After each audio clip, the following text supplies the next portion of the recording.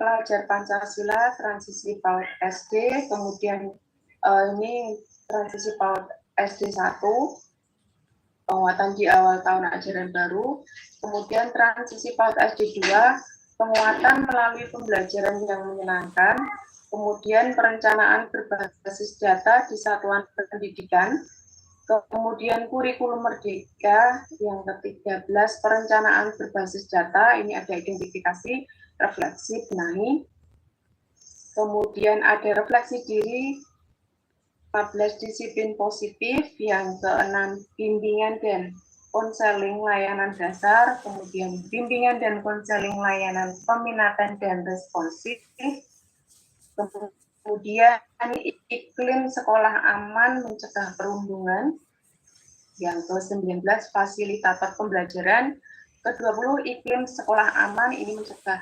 intoleransi, yang ke-21 asesmen awal pembelajaran numerasi, 12 supervisi akademik, 23 asesmen jenjang, kemudian ke-24 asesmen awal pembelajaran literasi, ke-25 KTP, 26 iklim sekolah aman mencegah kekerasan seksual, kemudian wawasan kebinekaan global, pendidikan keterampilan hidup, kemudian pendidikan inklusif, komunitas praktisi, proyek penguatan profil pelajar Pancasila, kemudian tools online, numerasi, literasi, kurikulum operasional satuan pendidikan untuk tahap mahir 1, tahap siap, kemudian tahap berkembang, kemudian tahap awal 1,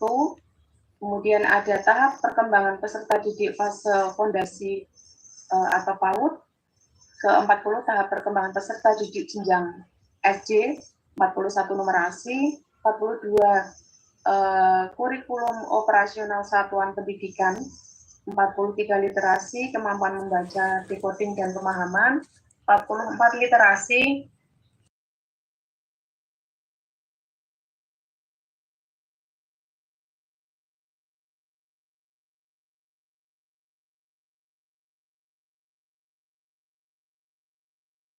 yang SD sudah ada 46 topik.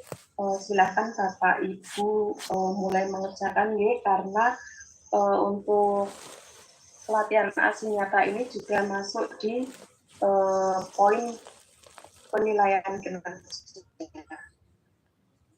Kemudian sukses membuat aksi nyata menarik dan inovatif. Nah, penyebab aksi nyata Bapak Ibu ditolak itu adalah karena tidak ada umpan balik, kemudian tidak ada dokumentasi, dokumen tidak sesuai topik, tidak sesuai panduan, dan plagiasi. Kemudian saya jelaskan untuk tidak ada umpan balik, ini dokumen aslinya tapi tidak ada umpan balik itu panduan materi yang dipilih tentang menyebarkan pemahaman mengapa kurikulum perlu berubah. Dokumen yang diupload tidak ada umpan balik seperti ketentuan panduan. Jadi kita harus mengikuti panduan yang ada di topik tersebut. Kemudian tidak ada dokumentasi. Nah, di sini dokumen aksi nyata tidak ada dokumentasi. Panduan materi yang dipilih tentang menyebarkan pemahaman mengapa kurikulum perlu berubah. Dokumen yang diupload tidak ada dokumentasi kegiatan, tidak sesuai ketentuan. Kemudian dokumentasi tidak sesuai topik, dokumentasi tidak sesuai panduan. Jadi kebanyakan Bapak Ibu mengambil dokumentasinya hanya di akhir seperti ini, selfie bersama seperti ini, bukan di kegiatannya. Monggo nanti bagi Bapak Ibu yang merasa untuk dokumentasinya itu tidak sesuai, diperbaiki untuk topik-topik selanjutnya. Kemudian plagiarisme adalah perbuatan sengaja atau tidak disengaja dalam memperoleh atau mencoba memperoleh